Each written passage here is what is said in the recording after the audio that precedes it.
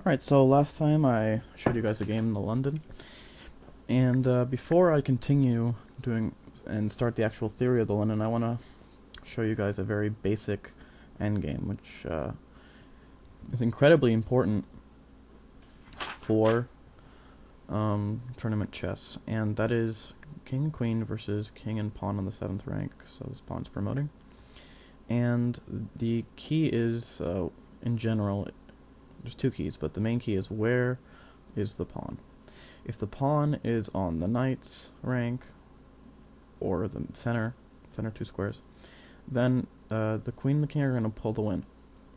And the way they do this is by utilizing a zigzag method until they force white's king to occupy the square in front of his own pawn, which will give black a tempo to move his own king forward, and then we'll just repeat the process again and again until black's king reaches one of the squares next to the pawn and he's able to capture it next move.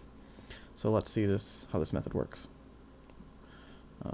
Before I do that, I have to make it black to move. Alright, to check. I'll show you a few different variations. Let's start with the main one. Of course not this move, because this just lets black progress immediately because this pawn can't promote. So white has to go back. I check. Attack the pawn, check. Check.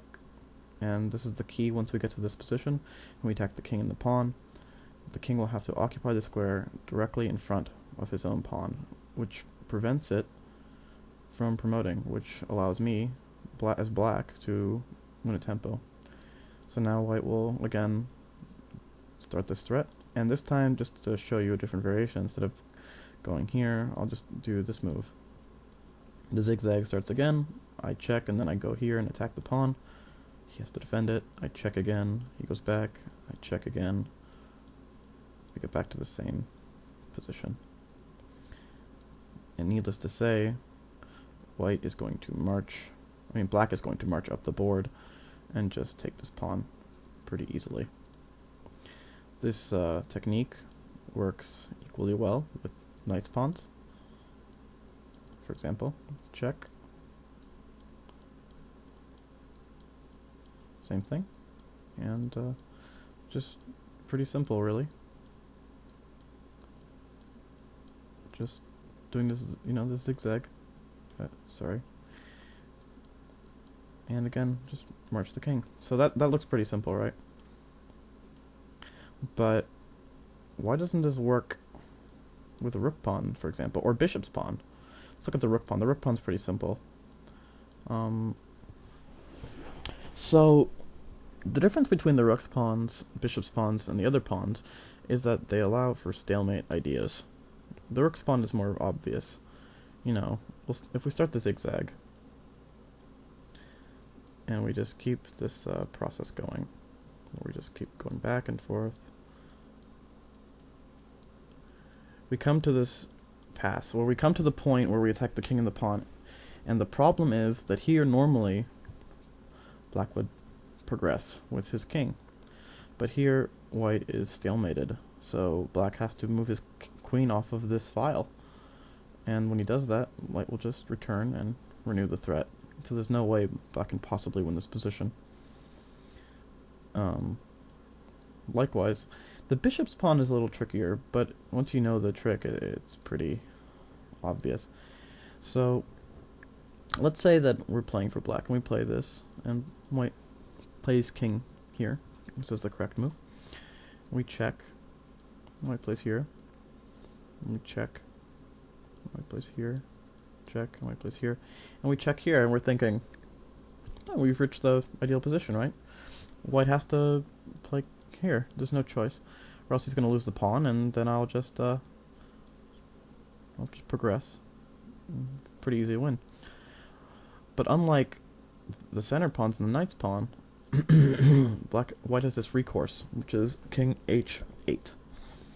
And now black is unable to capture this pawn because it is stalemate, which means he has to force white's king to a different square, and we just repeat position again.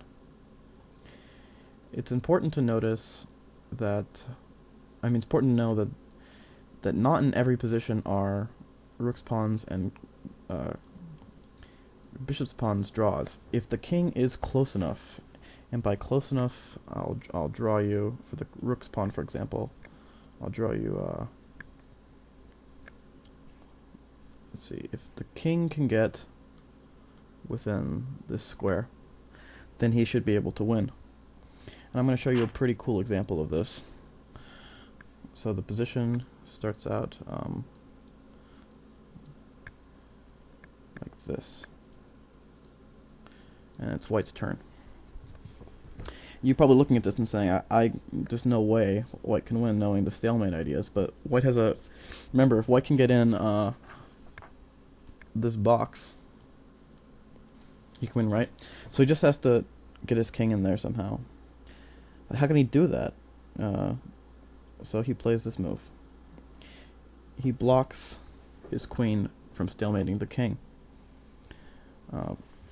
Black doesn't really, have a choice here. He's got to play king g2. And now look, white has entered the box. I'm not going to really explain so much about where the boxes are and the different pawns.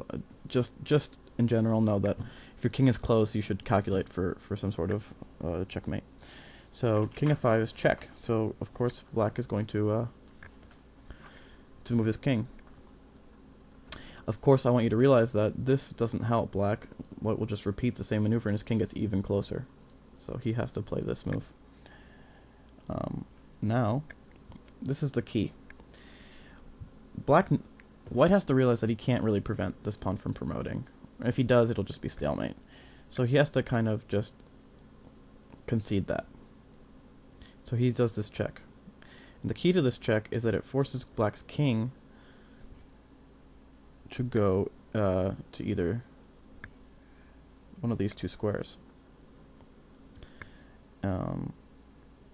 Alright. But if he goes to this square,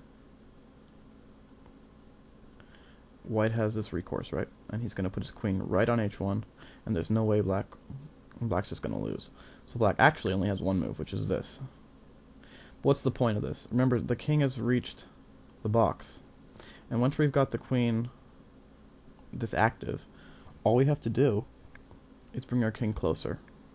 We're allowing black to promote. Alright. Now, if black promotes a queen, white has an amazing move, which is this, king g3. And you'll notice that black has no viable checks. Checks here will just lose the queen. Any other move is gonna be checkmate right here on f2. So that can't work. So what else is there? Well, I guess black can promote a knight with check, but obviously after king f3, we're pretty much in the same boat. There's no way you can prevent checkmate. So just remember, when your king is close, even with bishop and rook's pawns, you can sometimes pull off a win by letting them promote their queen if you can get a checkmate threat with an active queen on the 2nd or 7th rank, and your king getting to g3 or g6 or b6 or b3 or whatever.